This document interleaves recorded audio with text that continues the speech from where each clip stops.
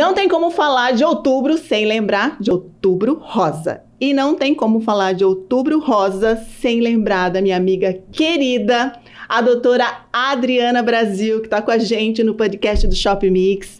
Obrigada mais uma vez, todos os anos a gente juntas, falando sobre um tema muito importante, principalmente para as mulheres, né? Para começarem a ter um olhar para dentro.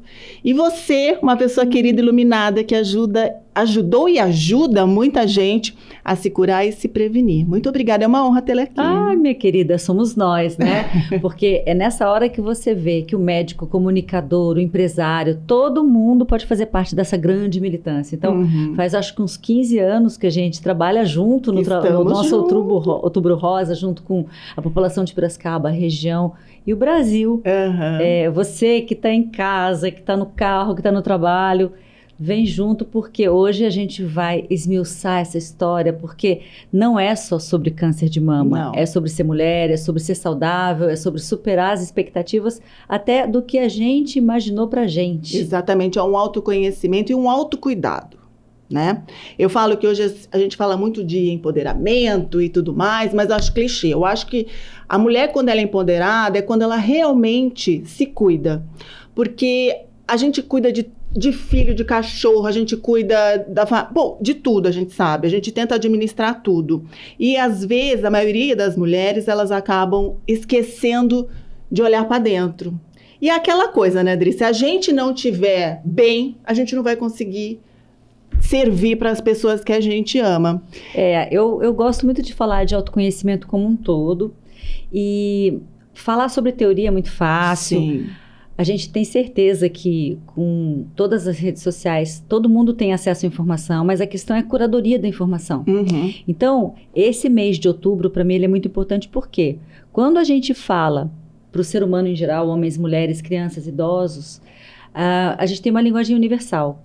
Mas eu acho que ser mulher tem um universo que ele me parece mais pluripotencial no seguinte sentido, Gra. Se a gente não se perceber indivíduo, a nossa tendência é a gente se diluir, principalmente em filhos, em família e no outro. Super concordo. Porque é uma vocação natural, uma tendência natural. E já é cultural, né? É cultural, a gente vem de gerações, né? A mulher vem para gerar filhos, cuidar do marido, né? E acaba se isolando em todas as áreas. E hoje hoje a gente tem que começar a ter um outro olhar sobre isso. Eu sempre falo, né, principalmente para as minhas pacientes e pacientes homens também, você precisa sempre ajudar o outro, mas você sempre tem que se perguntar, eu posso ajudar uma pessoa ou duas? Se eu ajudar só uma, é pior. Então, duas é aquela que você está ajudando, mas a pessoa do espelho. Então, você vai estar muito melhor se você estiver na sua melhor versão. E outra, aquela máscara que existia antigamente, que aquelas pessoas faziam pelo outro, ensinavam, mas não eram, caiu por terra, né? Hoje a gente está numa era de legitimidade. Faço o que eu falo, não faço o que eu faço, né? Acho que é essa a frase, né?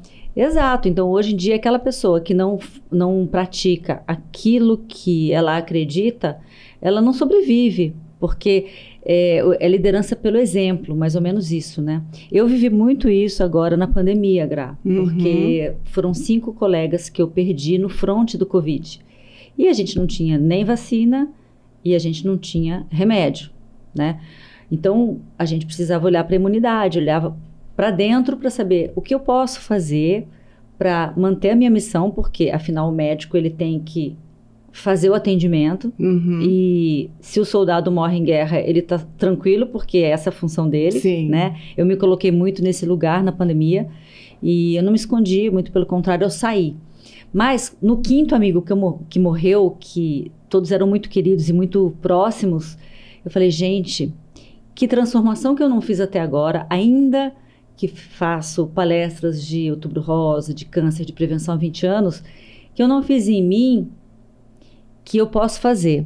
E aí eu entrei nesse mergulho mais profundo do ajuste fino que a gente estava falando um pouquinho antes de começar o podcast. O que eu posso fazer para que a minha saúde realmente seja em relação a mim mesma, a melhor saúde possível. Né? Então, me tornar aquilo que eu queria que os meus pacientes vivessem foi o grande desafio, porque é individualizado, é personalizado, é customizado. Deus não faz a mesma assinatura e a mesma digital para ninguém. Exatamente. Então, eu acho que Outubro Rosa tem muito essa pegada hoje, mudou depois da pandemia, justamente porque a gente foi colocado à prova, as nuvens caem, as cortinas caem e permanece quem é de verdade. Sim, com certeza. Eu acho que nunca a gente teve que se olhar para dentro. E também, eu não falo espiritualmente, né? Mas a saúde, a gente percebeu que a gente tem que estar com a nossa imunidade, com os nossos soldadinhos em pé forte para poder aguentar o que estava vindo e a gente não sabia o que ia vir por trás. Então, aí começou aquela onda de vitaminas, de suplementação, atividade física, sono, o sono que é super importante. E você estava me contando que você fez todas essas mudanças, tá linda, emagreceu, ficou mais bonita ainda. E a gente vê que você tá saudável, tua pele, né? Fica aquele viço, o cabelo, unha, acho que tudo, né? Acaba ficando bom quando a gente tá com a imunidade boa, né? E como eu te falei, né? Quando a gente fala sobre prevenção de câncer, quando a gente fala sobre saúde e promoção de qualidade de vida, você tem alguns pilares da vitalidade, mas cada pessoa tem uma característica. Então, quando a gente pensa no que a gente pode fazer de melhor para a gente, existe uma grande pergunta, né? Que acaba acontecendo, que é como eu posso desempenhar melhor a minha função neste mundo, né? E aí você tem que se olhar no espelho e ter coerência. Então, é essa coerência que me desafiou, né? Então, foram 14 quilos, passei a treinar todos os dias, apesar de saber que isso era necessário, eu não conseguia fazer, porque todo mundo vinha antes, principalmente os meus pacientes, cirurgia de cabeça e pescoço, precisam de muito acompanhamento estreito, sim, né? Então, aconteceu que eu falei, olha, para eu conseguir fazer, eu fiz um rearranjo que eu até já começo a dar essa dica para você que está em casa, que para mim resolveu. Quem acha que é muito ocupado tem que fazer uma transposição de agenda. O que é isso? Isso mudou meu jogo há 3 anos atrás. Que é o seguinte, a gente geralmente acorda com o resto do mundo, né? Sei lá, 6 horas. E aí você corre o seu dia e você normalmente está à disposição de outras pessoas, sejam parceiros, empresários, família, no meu caso, pacientes que, né, demandam muito. Então, o que eu fiz? Eu transpus a minha agenda para 4 horas da manhã. Então, Jesus. Eu acordo 4 horas da manhã, tomo banho gelado, de rito tibetano, meditação, faço todas as intenções do dia e da semana.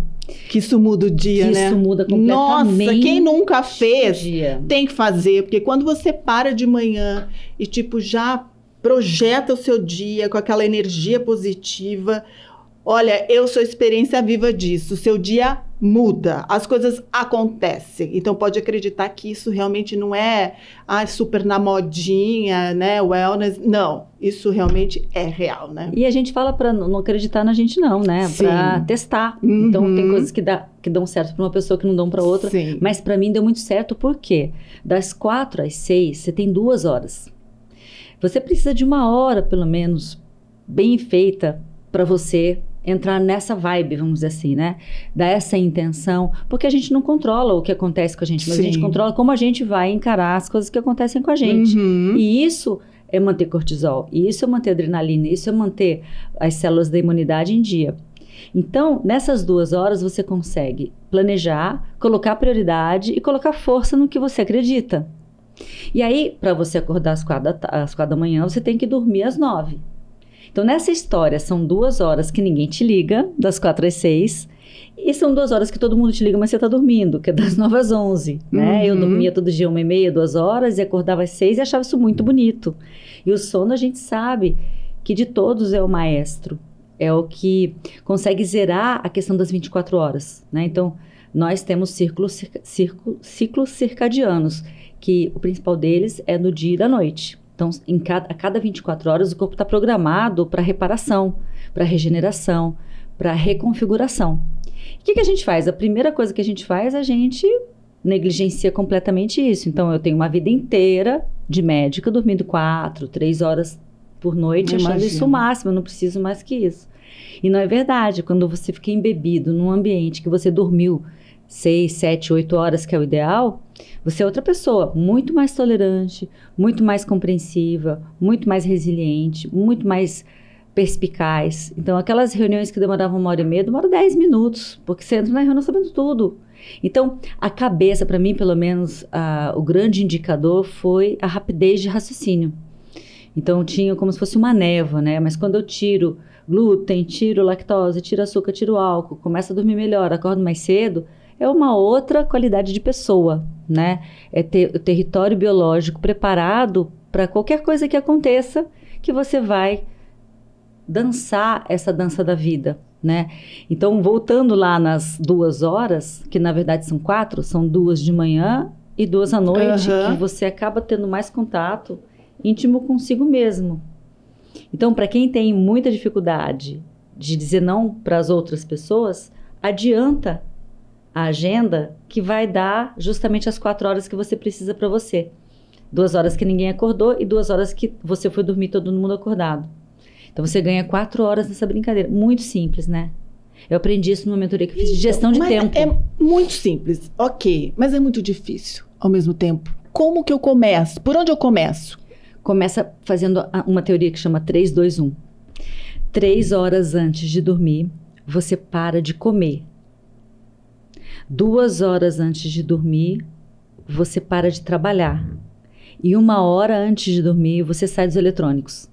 Para você conseguir dormir mais cedo. Ótima dica. Então, você começa dormindo mais cedo, para você conseguir acordar mais cedo. E aí, pensa bem, se você dormir às 7 horas, você só está transpondo a agenda. Você continua dormindo às 7 horas. E aí, você vai ter que acostumar a ser diferente, coisa que pra gente não é difícil, né? Porque a gente foi diferente a vida inteira.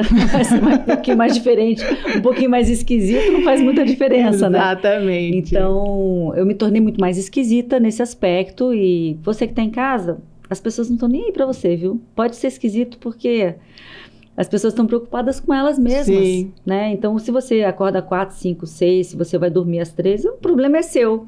Então, por que eu fiz isso também? Os monges tibetanos, eles vivem, em média, 30% a mais que as outras pessoas do planeta. E eles fazem esses procedimentos, né? De banho gelado. O banho gelado foi uma outra loucura, né? Que eu comecei.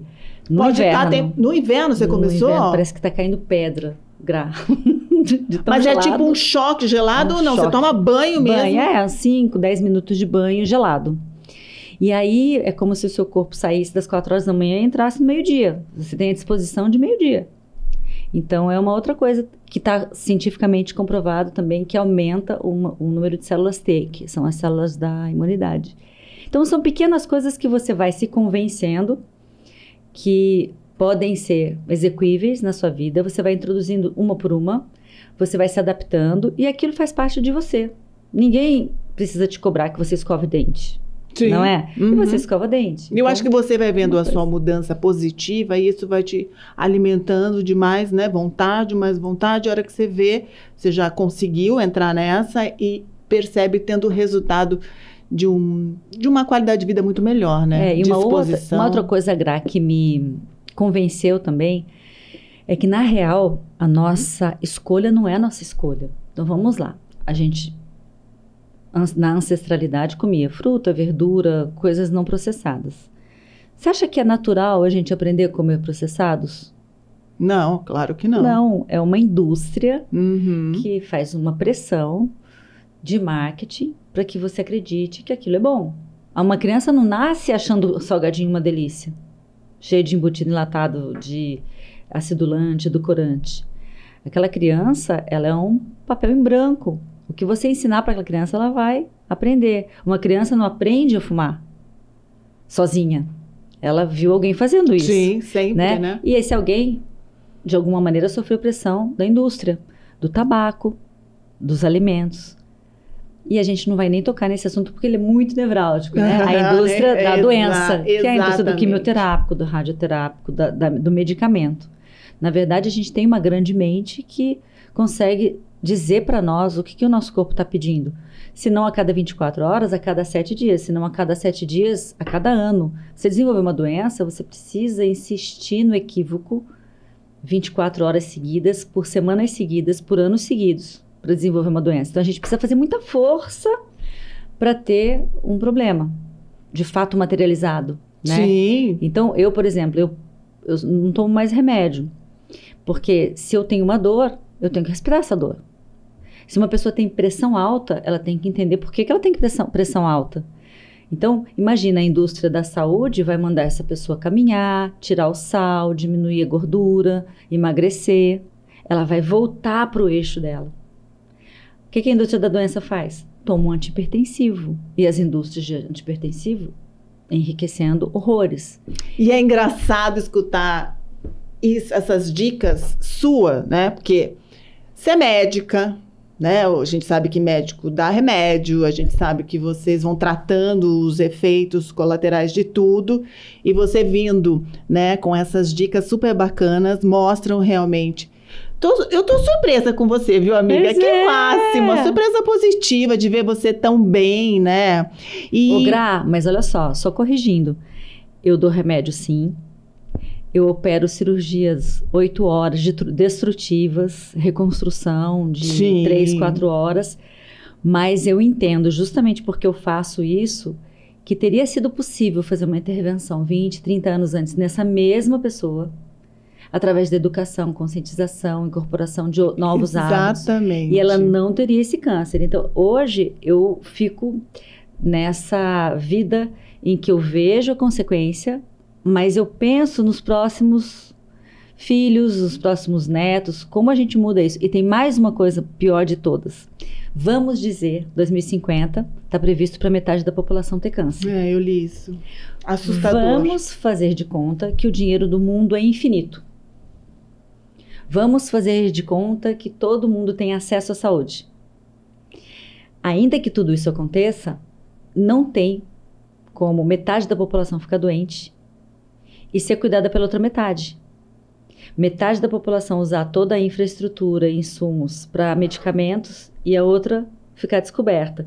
Então, é uma bolha de doença que é insustentável para 2050. Não vai ter remédio para todo mundo, não vai ter médico para todo mundo e não vai ter dinheiro para tratar todo mundo. Assustador, né? Então, ou a gente faz um choque de realidade agora e muda hábito e realmente age na prevenção. A gente sempre falou muito de prevenção, mas ficava mais naquela esfera de exames de fazer a mamografia, fazer ultrassom. Hoje né? em dia, a avaliação disso é muito mais global. É o que eu faço para as pessoas não terem câncer, porque será insustentável em 2050. Aí você deve estar pensando assim, nossa, mas a gente não ia falar de Outubro Rosa? Gente, isso aqui é o segredo do Outubro Rosa. A gente está aqui para alertar vocês da prevenção. Só que hoje a prevenção, como a gente está falando, não é só você fazer a mamografia, não é só você fazer ultrassom.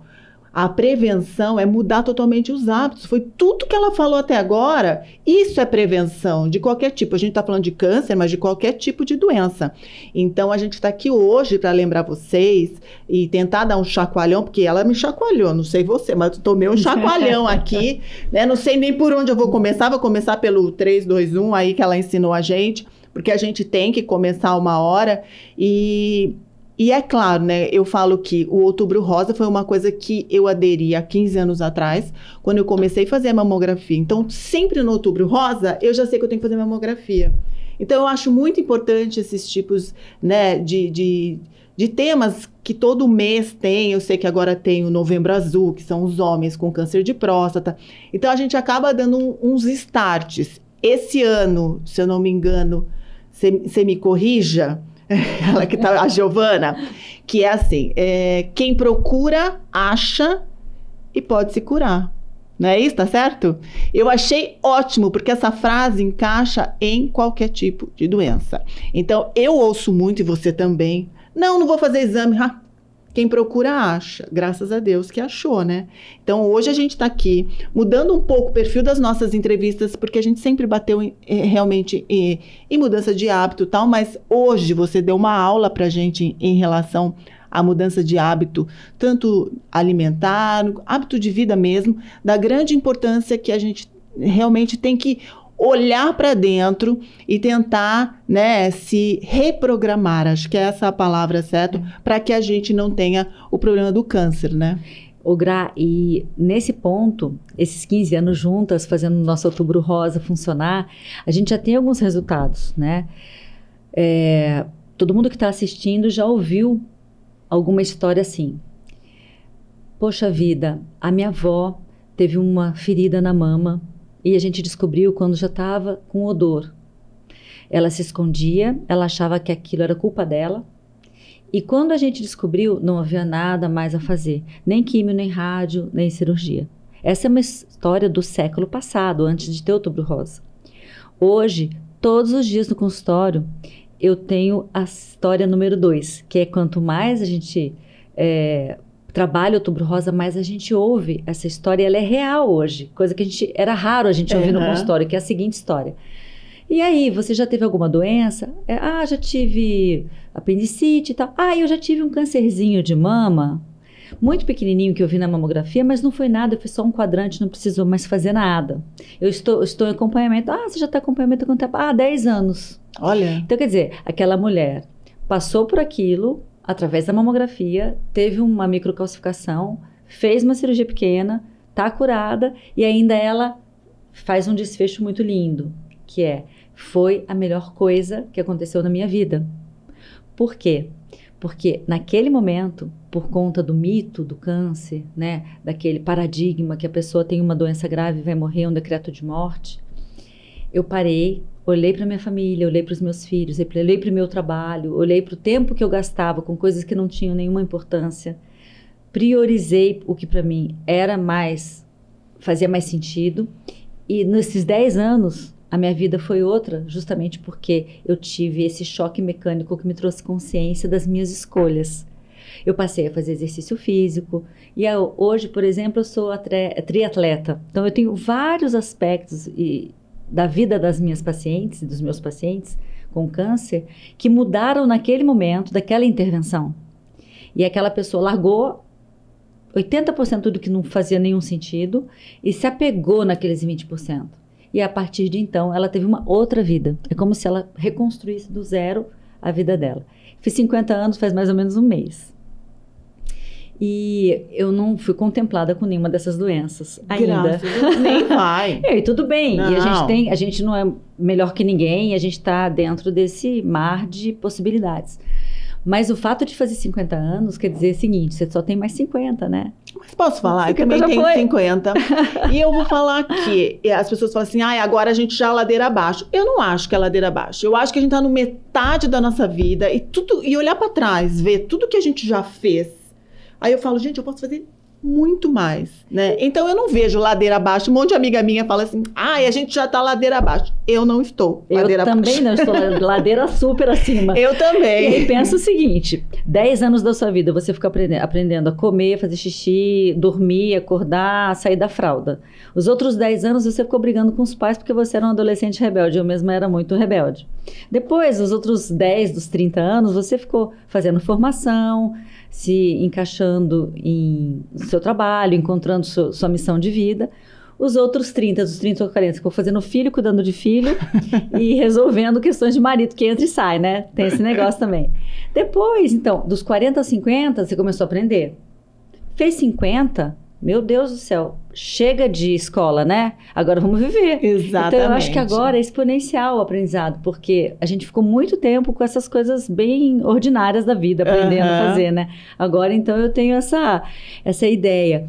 Mas fazer 50 anos trouxe, apesar da gente saber da finitude, da impermanência, trouxe essa questão da urgência de abrir mão daquilo que não faz nenhum sentido.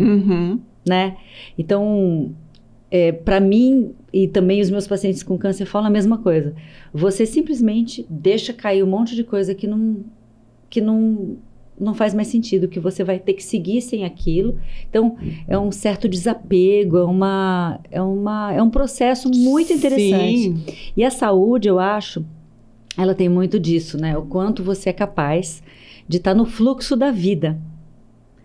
Estar no fluxo da vida é um movimento redondo, não é um movimento quadrado, né? Então, aquelas pessoas que mais sofrem elas são aquelas que mais querem controlar. É.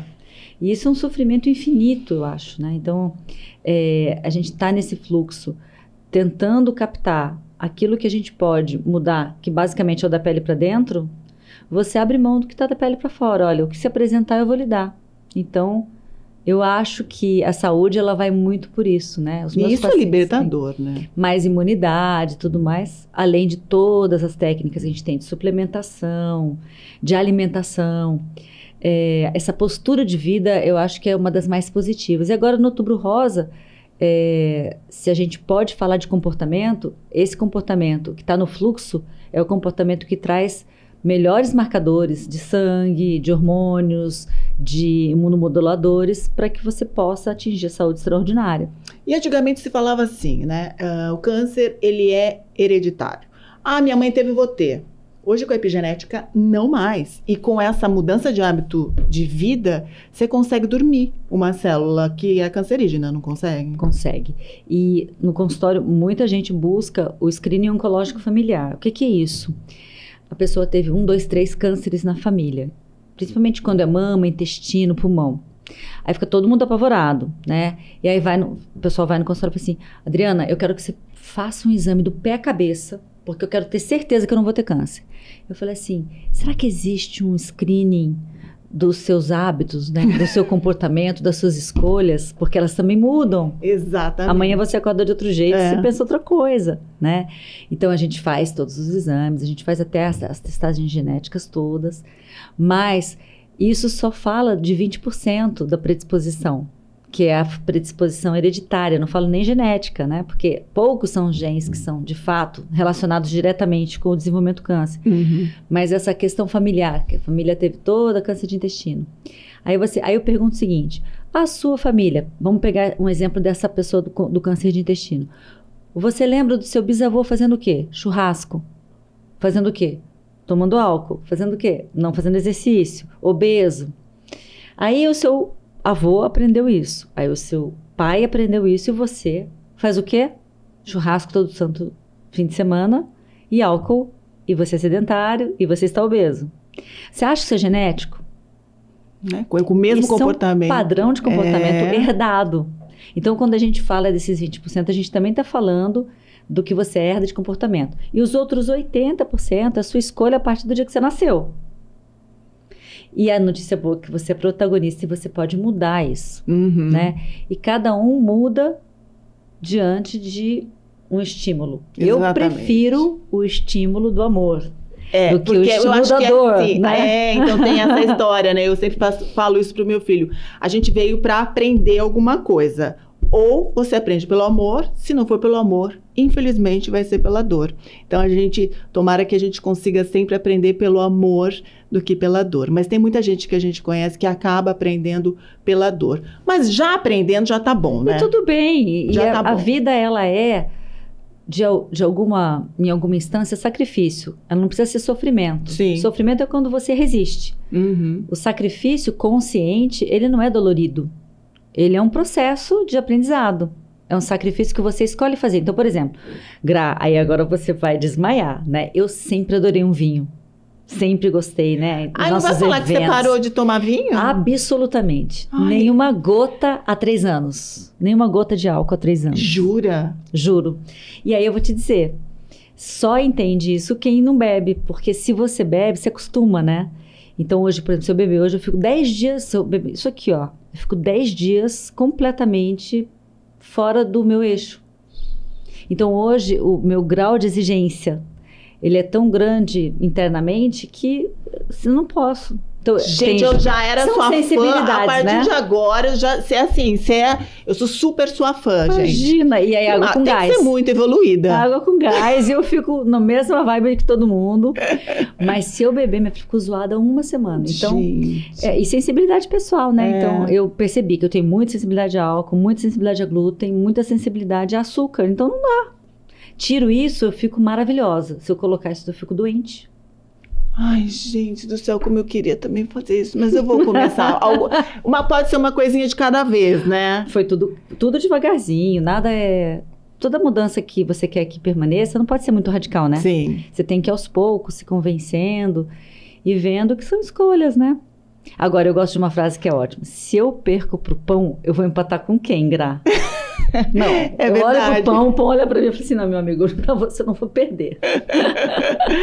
Ai, mas tem que ter muita força de vontade. Gente, olha que papo gostoso. Hoje a gente, né, tá aqui batendo um super papo com a doutora Adriana Brasil. A gente tá falando sobre Outubro Rosa, que é muito mais do que uma prevenção de mamografia e também de fazer um ultrassom. Hoje a gente, né, tá relatado que você tendo essa mudança de hábito de vida, porque entra alimentação, entra sono, como ela estava dizendo, a atividade física é muito importante, você consegue deixar dormindo aquela célula que você tinha que podia despertar. Com álcool, com outros fatores, né, que ela acabou de falar pra gente. Ai, eu sei que é um podcast que a gente fala muito, mas geralmente a gente fala 10 minutos, 5 minutos, né? E hoje deu pra falar bastante, mas mesmo assim a gente vai ficando por aqui. Eu quero super agradecer você ter aceito o meu convite pra gente bater um papo, porque eu falo que se uma pessoa a gente conseguir mudar no meio da multidão, a gente já tá no positivo, né? Se uma dessas pessoas que estão nos ouvindo, né, nos vendo, falar, não, eu vou mudar, já valeu. E a valeu inspiração, tudo isso. né? É muito mais sobre inspirar do que sobre informar, porque como a gente falou, a informação está disponível. A gente tem uma curadoria, só você seguir pessoas que são sérias, né? E eu até aproveito para convidar o pessoal nessa história toda, eu me descobri muito dessa forma legítima de inspirar, né? Então, nas redes sociais todas, Instagram, Facebook, eu tô vendo você super ativa. Falando coisas muito simples. Que pode mudar uma vida. Todo dia, de forma gratuita. Então, se você tem curiosidade sobre a questão técnica, basta seguir a gente, que a gente fala todos os dias sobre um pouquinho sobre cada coisa dessas. Mas essa mudança é você admirar uma pessoa, se inspirar nessa pessoa e se deixar invadir por isso. Então, a gente é a média das 5 pessoas que a gente mais convive, né? Uhum. E na internet, se você não tem boas companhias, entra no Instagram de alguém que você gosta e fica próximo dessa pessoa, cola nessa pessoa. Uhum. Porque daí você vai ter inspiração para fazer a mudança que você precisa fazer. Com certeza. Minha linda, muito obrigada. Amei. Obrigada. Espero ficar muitos e muitos anos com você. Vamos juntas. Gente, um beijo pra vocês e semana que vem a gente tá de volta com mais um super entrevistado, que eu só conto semana que vem. Obrigada, tá? Obrigada, minha linda. Música